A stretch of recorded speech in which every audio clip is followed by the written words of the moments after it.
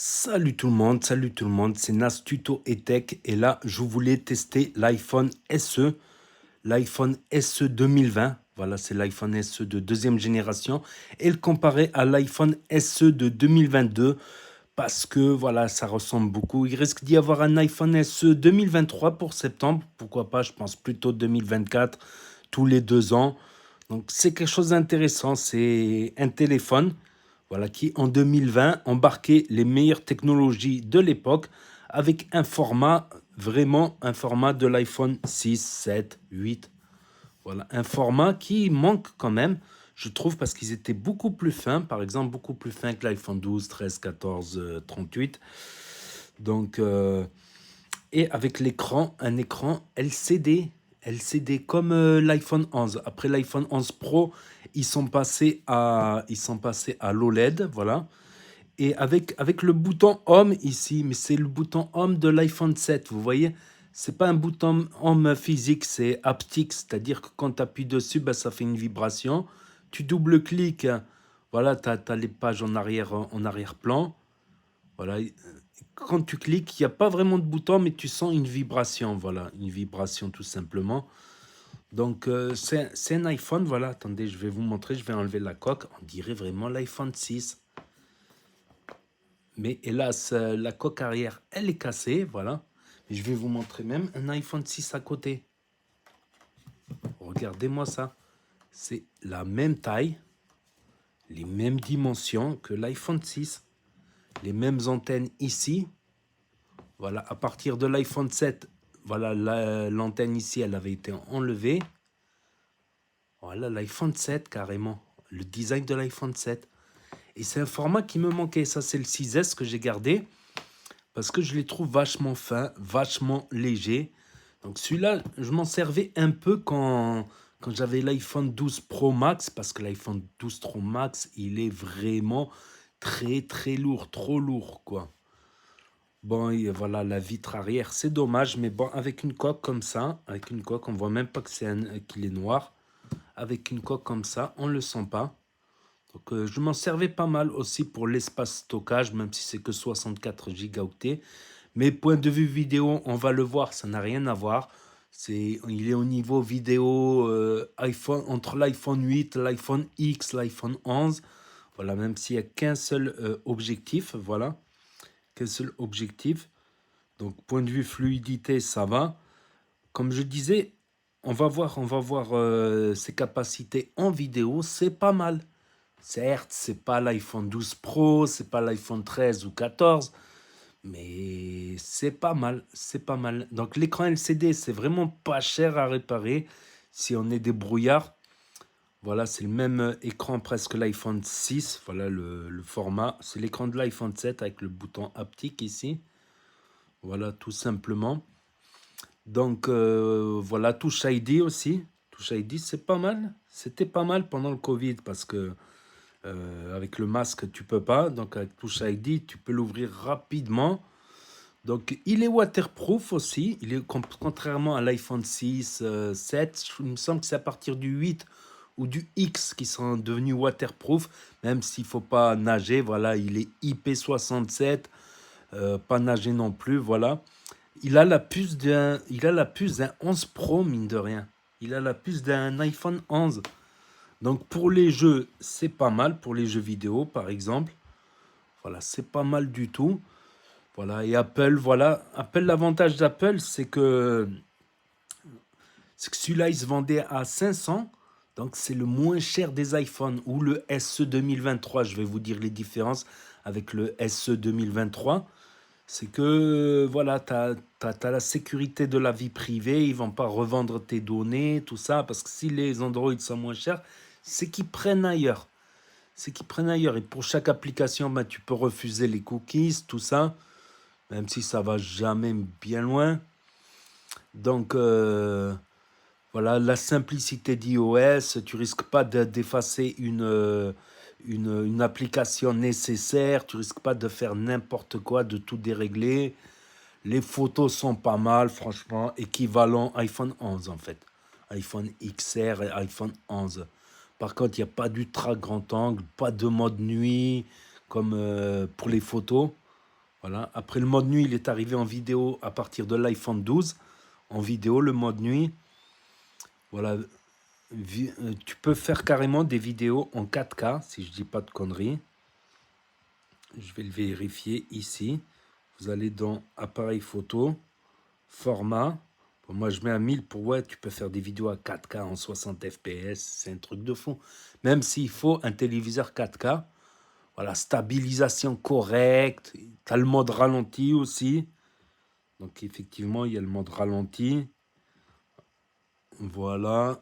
Il y a la cam selfie. Bon, c'est bof.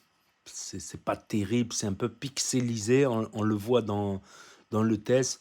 L'autonomie, un jour, si tu l'utilises pas trop. Comme c'était ça le problème des iPhone 6, 7, 8. L'iPhone 8, il commençait à devenir bon en vidéo, en stabilisation. Même si, bon, avec le recul, voilà. Tu pouvais marcher doucement en faisant attention avec l'iPhone 8. Recharge sans fil aussi. J'ai oublié de le dire. Recharge sans fil, certes, il n'est pas aimanté, il ne s'accroche pas, le MagSafe. Puis tu le poses sur le MagSafe, pas de problème, pas de problème. Donc, ça reste un bon iPhone, certes, c'est pas le dernier, c'est pas pour quelqu'un. En plus, les 2020 comme ça, on peut les trouver d'occasion à moins de 200 euros. J'en ai vu à, comment ça s'appelle, j'en ai vu dans des annonces à 150 euros, 180 euros. À Cash Converter, ce Cash Express, j'en ai vu à 220, 230, 230 euros. Donc c'est vraiment pas cher pour un iPhone qui a quand même de la technologie d'iPhone 11 dedans. Voilà. Ça peut être une porte d'entrée. Certes, il est à des années-lumière des Pro 12, 13, 14, ok. Mais voilà, il peut rivaliser avec un iPhone XR, un iPhone 11. Donc, charge rapide, voilà. Mais il n'aura pas l'autonomie d'un 12 Pro Max, voilà, ça c'est sûr et certain. Un 12 Pro Max, si tu ne l'utilises pas, il peut durer 2 jours, pratiquement 2 jours. Si tu l'utilises un peu, il va te durer 1 jour et demi si tu l'utilises. Après, si tu l'utilises trop, si tu fais un live dessus, c'est clair qu'il va. Voilà. La vidéo, là, je commence par la tester par la caméra frontale, à savoir qu'on est en faible luminosité. Il pleut, tout ça, ben, c'est bien pour voir un peu la qualité et le rendu que ça va donner sur YouTube.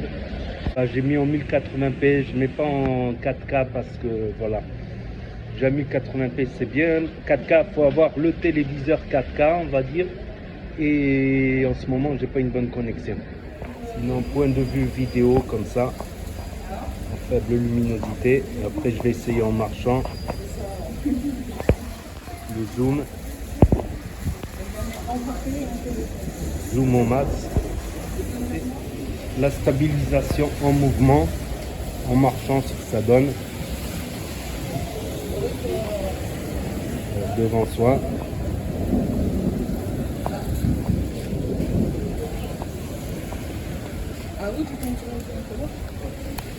Voilà ce que ça donne en marchant.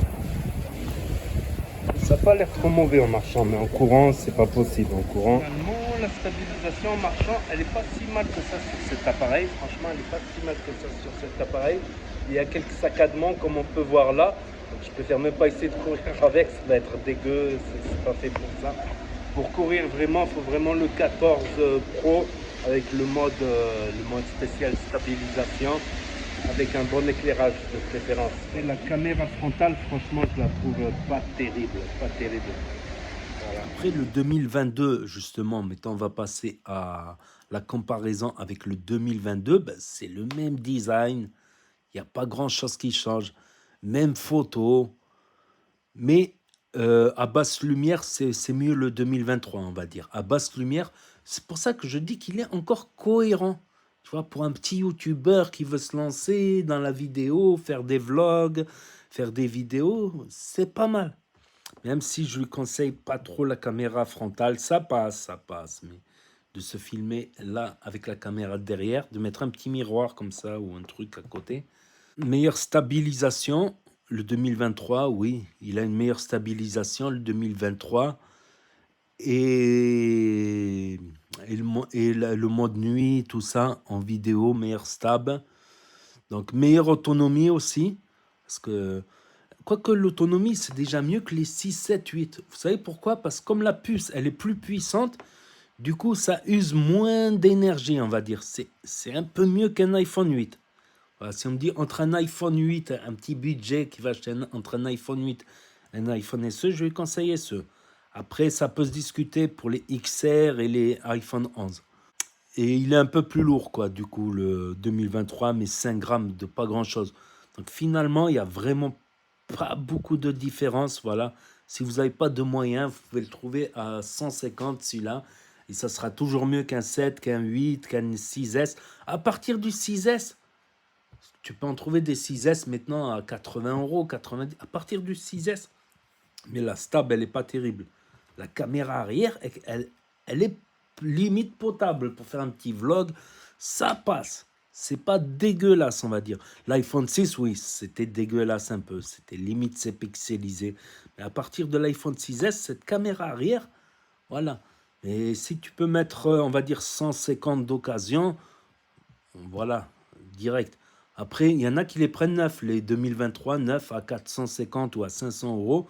Bon, c'est sûr que c'est mieux qu'un 13 mini à 750. C'est pas le même budget qu'un 14 à 1000 euros, à 1002, 1003.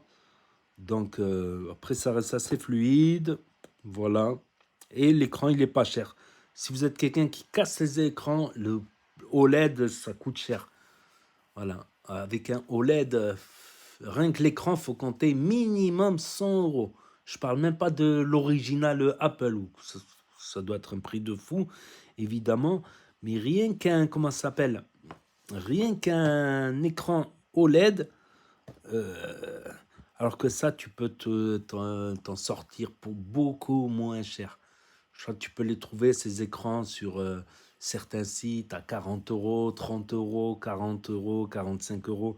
Alors qu'au LED, faut compter minimum plus du double, presque le triple, 40, 40, 80, 120, 130, 140, les écrans OLED.